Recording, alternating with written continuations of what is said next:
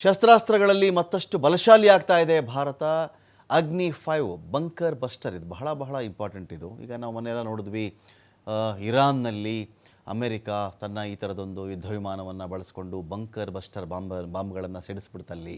ಹಾಗಾಗಿ ನೆಲದ ಆಳದಲ್ಲಿ 200 ಅಡಿ 300 ಅಡಿವರೆಗೂ ಕೂಡ ಛಿದ್ರ ಮಾಡಿ ಹಾಕ್ತು. ಇರಾನ್ನ ಪರಮಾಣು ಸ್ಥಾವರವನ್ನು ಅದು ಅಲುಗಾಡಿಸಿ ಬಿಸಾಕ್ಬಿಡ್ತು, ಪುಡಿ ಪುಡಿ ಮಾಡ್ತು. ಇದೆಲ್ಲ ನೋಡಿದ್ದೀವಲ್ವಾ. ಇದೇ ರೀತಿಯಲ್ಲಿ ಇದು ವಿಮಾನ ಬೇಕಿದ್ದಕ್ಕೆ ವಿಮಾನದಿಂದ ಒಂದು ಬಂಕರ್ ಬಸ್ಟರ್ ಬಾಂಬ್ಗಳು ಬೀಳ್ತಾ ಇವೆ. ಆ ಮೂಲಕ ಅದು ಸಿಡಿತಿದೆ ಅಂತ ಹೇಳಿ ವಿಮಾನನೇ ಬಳಸಲ್ಲ ನಾವು, ಕಾರಣ ಆ ವಿಮಾನನೇ 18,000 ಕೋಟಿ. ಆ ಒಂದು ವಿಮಾನದ ಬೆಲೆನೇ 18,000 ಕೋಟಿ. ನಾವು ವಿಮಾನ ಬಳಸಲ್ಲ ಅಂತ ಭಾರತ ಹೊಸದಾಗಿ ಒಂದು ತಂತ್ರವನ್ನು ಬಳಸ್ತಾ ಇದೆ. ಕ್ಷಿಪಣಿಯಿಂದನೇ ಮಾಡ್ತೀವಿ ನಾವು. ವಿಮಾನ ತಗೊಂಡು ಹೋಗಿ ಅದನ್ನಲ್ಲಿಟ್ಟು ಅದನ್ನಲ್ಲಿ ನಾವು ಡ್ರಾಪ್ ಮಾಡಿ ಹಾರಿಸ್ಬೇಕು ಅನ್ನೋದು ಒಂದು ಭಾಗ. ನಾವು ರೆಡಾರ್ಗೂ ಸಿಗದ ರೀತಿಯಲ್ಲಿ ಈ ಥರದ ವಿಮಾನಗಳು ರೆಡಾರ್ಗೆ ಸಿಗಲ್ಲ. ಸಣ್ಣ ಒಂದು ಡಾಟ್ ಥರ ಕಾಣಿಸುತ್ತಂಥದ್ರಲ್ಲಿ, ಯಾವುದೋ ಒಂದು ಚಿಟ್ಟೆ ಥರ ಕಾಣಿಸುತ್ತಂಥದ್ದು. ಅದು ಚಿಟ್ಟೆನೋ ನಿಜವಾದ ಚಿಟ್ಟೆನೋ ಇರಬಹುದು, ರಿಯಲ್ ಆಗೇನೋ ಇರಬಹುದು ಅನ್ನೋ ರೀತಿಯಲ್ಲಿ ಕನ್ಫ್ಯೂಸ್ ಆಗಿಬಿಡುತ್ತೆ ಅಲ್ಲಿ ಅಲ್ವಾ.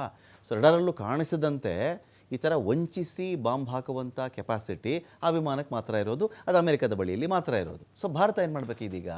ಭಾರತ ಏನು ಮಾಡ್ತಾ ಇದೆ, ಅಗ್ನಿ 5 ಬಂಕರ್ ಬಸ್ಟರ್ ಕ್ಷಿಪಣಿಯನ್ನು ತಯಾರು ಮಾಡಿದೆ. ಇದಕ್ಕೆ ವಿಮಾನವೇ ಬೇಕಾಗಿಲ್ಲ, ಕ್ಷಿಪಣಿನೇ ಹೋಗುತ್ತೆ, ಯಾವ ಜಾಗದಲ್ಲಿ ಬೀಳಬೇಕು ಅಲ್ಲಿ ಬೀಳುತ್ತೆ. ಇದು ಕೂಡ ನೆಲದ ಆಳವನ್ನು ಸೀಳಿ ಅಲ್ಲಿ ಇದು ಬ್ಲಾಸ್ಟ್ ಮಾಡುತ್ತೆ ಅಂತ ಅಮೆರಿಕಾಗೆ ಸವಾಲಾಗಿ ಬಂಕರ್ ಬಸ್ಟರ್ ಕ್ಷಿಪಣಿಗೆ ಸಿದ್ಧತೆಯನ್ನು ಭಾರತ ಮಾಡ್ತಾ ಇದೆ. JBU-57 ಸಾಮರ್ಥ್ಯಕ್ಕೆ ಅಗ್ನಿ 5 ಸವಾಲು ಹಾಕ್ತಾ ಇದೆ ಇಲ್ಲಿ. ಅದಕ್ಕೆ JBU ಬೇಕಲ್ಲ, ಅಮೆರಿಕದ ವಿಮಾನಕ್ಕೆ 18,000 ಕೋಟಿ ಬೇಕಲ್ಲ, ಇಲ್ಲ. ಅದು ಅವ್ರ ಹತ್ರ ಇರೋದು, ಅವ್ರು ಕೊಡೋದು ಇಲ್ಲ. ಯಾಕೆಂದರೆ ಅವ್ರ ಸ್ಟ್ರೆಂತ್ ಅದು ಅಂತ ಇಟ್ಕೊಂಡಿರ್ತಾರೆ. ನಾವು ಅಗ್ನಿ 5ಅಲ್ಲಿ ಅದನ್ನು ರೆಡಿ ಮಾಡಿಬಿಟ್ರೆ 100 ಮೀಟರ್ ಆಳ ಇದ್ರೆ ಕೆಪಾಸಿಟಿ, ಅದು 100 ಮೀಟರ್ ಹೆಚ್ಚು ಕಡಿಮೆ 250ರಿಂದ 300 ಅಡಿ ಅಂತ ಇಟ್ಕೊಳ್ಳಿ ನೀವು. 100 ಮೀಟರ್ ಅಂದರೆ 250ರಿಂದ 300 ಅಡಿ ಅಂತ ನಾವು ಕನ್ಸಿಡರ್ ಮಾಡಿಕೊಂಡ್ರು ಕೂಡ ಅಷ್ಟು ಆಳದವರೆಗೆ ಅಲ್ಲಿರ್ತಕ್ಕಂಥ ಒಂದು ವಿಚಾರವನ್ನು ಇದು ಧ್ವಂಸ ಮಾಡುವಂಥ ಶಕ್ತಿ ಇದಕ್ಕಿರುತ್ತೆ. ಇದನ್ನು ಹೊಸ ಆವೃತ್ತಿ ಇದು ಅಭಿವೃದ್ಧಿಪಡಿಸ್ತಾ ಇರೋದು DRDO ಸಂಸ್ಥೆ. 7ರಿಂದ 8 ಟನ್ ತೂಕದಷ್ಟು ಸಿಡಿತಲೆಯನ್ನು ಒಯ್ಯುವುದಕ್ಕೆ ವಿನ್ಯಾಸ ಮಾಡಲಾಗ್ತಾ ಇದೆ. 2 ಆವೃತ್ತಿಗಳಲ್ಲಿ ಅಗ್ನಿ 5 ಬಂಕರ್ ಬಸ್ಟರ್ ಬರಲಿದೆ. ವಿಶೇಷತೆ ಏನು ಅಂದರೆ 10 ಮೀಟರ್ ವ್ಯಾಪ್ತಿಯಷ್ಟು ಅತ್ಯಂತ ನಿಖರ ಗುರಿಯನ್ನು ತಲುಪುತ್ತೆ ಇದು. ನೆಲದ ಮೇಲಿನ ಮತ್ತು ಭೂಗರ್ಭದ ಗುರಿಯನ್ನು ಧ್ವಂಸಗೊಳಿಸುವಂಥ ಶಕ್ತಿ ಇದಕ್ಕೆ ಇದೆ. ಮ್ಯಾಕ್ 8 ಮ್ಯಾಕ್ 20 ಹೈಪರ್ಸಾನಿಕ್ ವೇಗದಲ್ಲಿ ಹಾರಾಟ ಮಾಡುತ್ತೆ. ಪ್ರತಿ ಗಂಟೆಗೆ 9,800 ಕಿಲೋಮೀಟರ್ನಿಂದ 24,500 ಕಿಲೋಮೀಟರ್ವರೆಗೂ ಕೂಡ ಇದು ಟ್ರಾವೆಲ್ ಮಾಡುತ್ತೆ.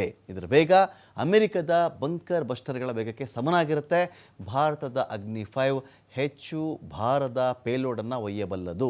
ಬಲವಾದ ಕುಶಲವಾದ ದೀರ್ಘವ್ಯಾಪ್ತಿಯ ದಾಳಿಯ ಸಾಮರ್ಥ್ಯ ಇದಕ್ಕೆ ಇದೆ. ಹಾಗಾದಾಗ ನಮಗೆ ದೊಡ್ಡ ಮಟ್ಟದಲ್ಲಿ ಹಣ ಸೇವ್ ಆಗುತ್ತೆ, ತುಂಬ ದೊಡ್ಡ ಮಟ್ಟದಲ್ಲಿ. ಆ ವಿಮಾನನೇ ಬಳಸಲ್ಲ, ಒಂದು ಕ್ಷಿಪಣಿ ಹೋಗಿ ಕೆಲಸ ಮಾಡಿಬಿಡುತ್ತೆ ಅಂದರೆ ಇದಕ್ಕೆ ವಿಮಾನ, ಅದಕ್ಕೆ ಸವಲತ್ತುಗಳು, ಅಕಸ್ಮಾತ್ ವಿಮಾನ ಧ್ವಂಸವಾಗ್ಬಿಡುತ್ತೆ ಅನ್ನೋ ಭಯ ಇದೇನು ಇರಲ್ಲ. ಇದು ಲಾಂಚ್ ಆದರೆ ಹೋಗುತ್ತೆ, ಧ್ವಂಸ ಮಾಡಿ ಹಾಕತ್ತೆ ಬರುತ್ತೆ ಅಂತ. ಪ್ರಾಮುಖ್ಯತೆ ಏನು ಇದರದ್ದು ನೋಡಿದ್ರೆ 50,000ದಿಂದ 56,000 kg ತೂಕ, ಉದ್ದ 17.5 ಮೀಟರ್, ವ್ಯಾಸ 2 ಮೀಟರ್ ಇರುತ್ತೆ, ಅಂದಾಜು 6 ಅಡಿ 7 ಇಂಚ್ ಇರುತ್ತೆ ಇದು. ಹಾಗಾಗಿ ಇದು ಡೆವಲಪ್ ಆಗಿಬಿಟ್ಟಾಗ ನಮಗೆ ಬಂಕರ್ ಬಸ್ಟರ್ ಅಮೆರಿಕದ JBU-57 ಇದರ ಅವಶ್ಯಕತೆ ನಮಗಿರಲ್ಲ ಅಂತ.